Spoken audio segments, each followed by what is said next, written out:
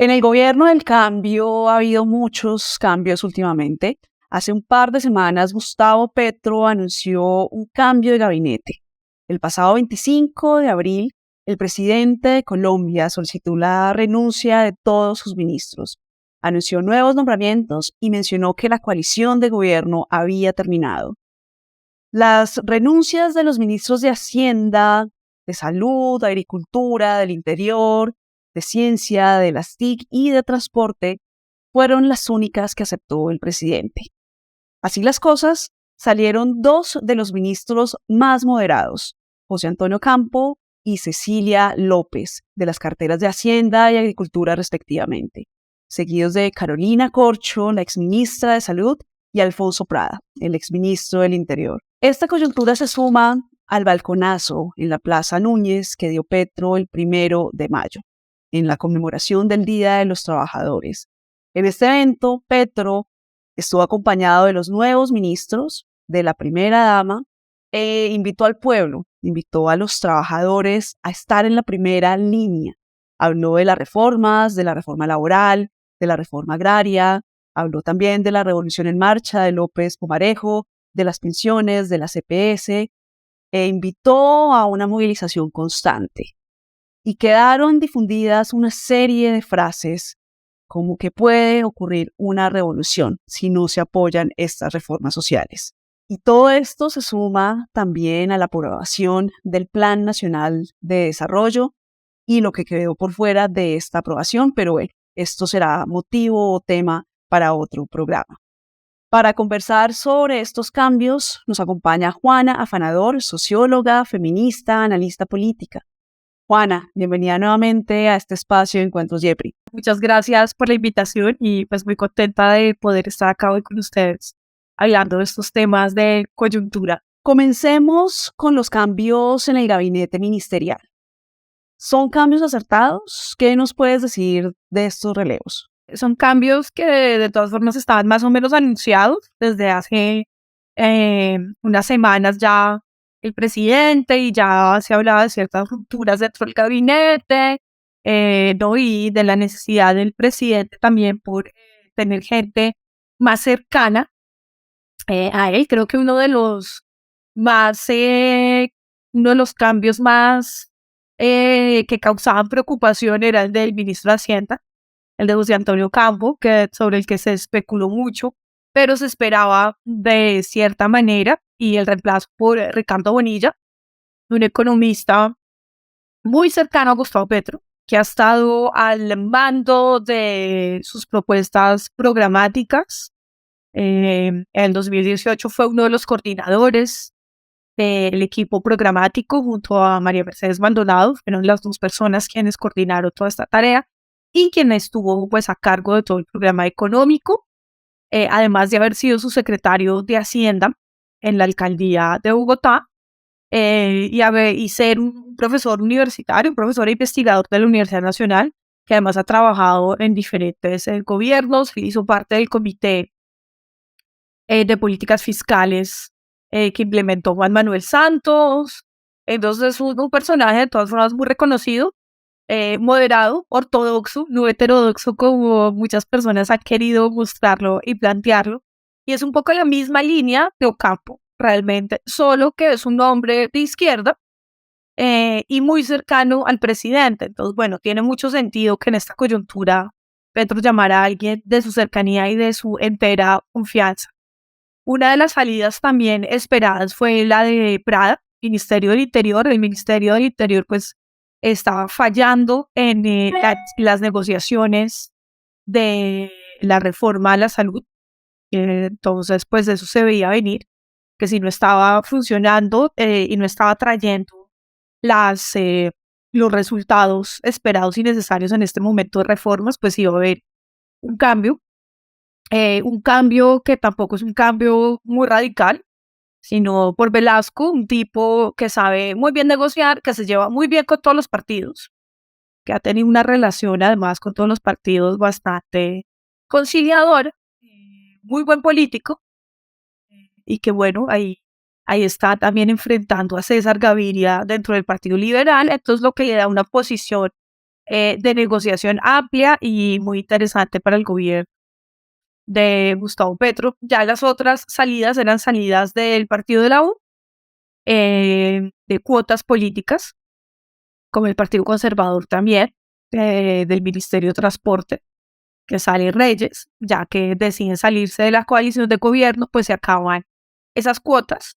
Una vez más, en transporte llega alguien de entera confianza del presidente Petro, que es William Camargo, quien fue el responsable del IDU durante su administración, quien fue el responsable del programa de infraestructura en esta última campaña electoral, y quien es un tipo también muy respetado por los diferentes espacios políticos, ya que es muy conocido por ser un técnico, por ser un experto en transporte, un ingeniero muy serio, que lleva toda su vida trabajando en esos temas y sobre el que hay un gran entendimiento. Entonces, finalmente se ven unos cambios que no son muy radicales. Tal vez el más a la izquierda puede ser el de la ministra de Agricultura, ¿no? En la salida de Cecilia López por la llegada de Jennifer Mujica, que es una mujer que ha estado y ha trabajado más del lado de los sectores campesinos, del movimiento social.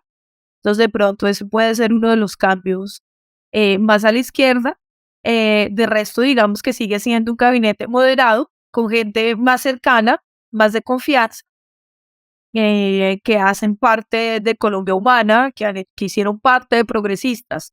Pero de resto no es que haya una ruptura tampoco muy grande y que haya un cambio revolucionario eh, enorme, sino que sigue siendo pues un gabinete muy consensual, un gabinete moderado. Y bueno, creo que con la que muchas personas esperaban que saliera y no salió fue Irene Vélez, que ahora otra vez llegó a contradecir al nuevo ministro de Hacienda, y vemos que ahí en esa parte comunicativa sí seguimos encontrando la misma polifonía eh, del gobierno, que necesita pues encontrar una sola voz tarde o temprano. Ahora, como ya lo mencionamos, Petro anunció el fin de la coalición. ¿Qué implicaciones tiene esta ruptura de la coalición de cara a las reformas, de cara al cambio? La estrategia de la coalición no funcionó con los liberales ni con los conservadores. Con la U siguen hablando y ya se han llegado al parecer a unos acuerdos con Dilian Francisca, fue lo que por lo menos anunciaron esta mañana. Pero ahora el cambio de estrategia es el 1-1. Velasco, el ministro del Interior, tiene ahora como tarea negociar 1-1 con los congresistas. Entonces, los más difíciles en este momento realmente era lo que estaba pasando con el Partido Liberal, y ahí Velasco pues tiene una gran ventaja, porque Velasco viene de ahí, Velasco los conoce y Velasco está un poco liderando la ruptura al interior del Partido Liberal con César Gaviria. Entonces, ese 1-1 que está, vamos a ver qué tan fructífero va a ser, pero esa nueva estrategia pues es la única estrategia realmente que le queda al gobierno. Empezar a negociar 1-1 para poder pasar las reformas. No tiene de otra en este momento. También esa ruptura significa y quiere un poco dar la ilusión que hay una ruptura con la política tradicional y con los partidos tradicionales, y que este sí es el gobierno del cambio, que no se va a dejar manipular y llevar y presionar por los políticos tradicionales, ¿no? Pero otra forma de hacer política tradicional es el 1-1, negociando con cada congresista cada voto necesario para pasar las reformas que espera el presidente Gustavo Petro. ¿Qué opinas de este llamado al apoyo popular que hace el Petro de Balcón? ¿Qué opinas de este llamado a la movilización social para respaldar las reformas que hace el gobierno? Ahí otra vez nos encontramos con el Petro de campaña, que es el Petro que le gusta el balconazo, el Petro que le gusta la plaza pública, el Petro que le gusta hacer un llamado al campo popular a manifestarse, pero es muy difícil y muy arriesgado lo que está haciendo, porque necesariamente la ciudadanía no se manifiesta a favor de un gobierno sino casi siempre la movilización social va en reivindicación de los derechos que se están negando, ¿no? Entonces, que una población y una ciudadanía salga a apoyar unas medidas que no están siendo bien explicadas, unas medidas que no se entienden muy bien, unas medidas que todavía no entendemos por qué tenemos que salir a defenderlas. Es muy complicado, ¿no? Porque no estamos en campaña, no es un momento de campaña de salir a defenderse, no, sino es el momento de esperar a que se apliquen y de esperar resultados. Eh, y no, la población quiere saber, quiere ver, quiere ver acciones, quiere no necesariamente salir como así. Nosotros votamos por este proyecto, ahora nos toca salir a defenderlo, porque el gobierno no es capaz de implementarlo, porque los congresistas no son capaces de implementarlo. Entonces, ¿qué está pasando, no? Em, Creo que ahí Petro se equivoca, ¿no? Creo que no es el momento y que no está leyendo socialmente lo que está pasando, no está leyendo a la población está cansada de salir. Creo que se ha visto en las marchas que han llamado el apoyo al gobierno. eh, Sale la organización sindical, salen los militantes de los partidos, pero al fin y al cabo esa es una porción muy pequeña, representativa de la población colombiana, de los jóvenes, de las mujeres, de los adultos mayores que están esperando también eh, los apoyos del gobierno. Entonces, este balconazo creo que no es el momento, no es el momento de hacer este tipo de cosas. Creo que a este gobierno le falta un portavoz, una vocería oficial y seria que dé cuenta de lo que ha hecho, de los avances, de lo que está pasando, pero no es un momento para utilizar el movimiento social para defender un proyecto político. Y quiero que cerremos esta corta conversación, este programa, con el tema de la primera dama. Y esto también a raíz de tu más reciente columna de opinión para El Espectador, ¿Para qué una primera dama?, se titula. ¿Qué reflexiones te genera ver a Verónica Alcocer cumplir con los roles tradicionales de esta figura cuando quizá se tenían otras expectativas? ¿Y qué opinión te genera ver que a veces se comporta como una política tradicional que busca favores políticos, que intercede en nombramientos, que pareciera que hiciera lobby? Primero es, sí, la imagen y el papel tradicional de la primera dama, que un gobierno de izquierda y de cambio no entiendo por qué la mantiene, no entiendo por qué se aferra a estas instituciones tradicionales como el rol de la primera dama, que no tiene ningún sentido en la actualidad.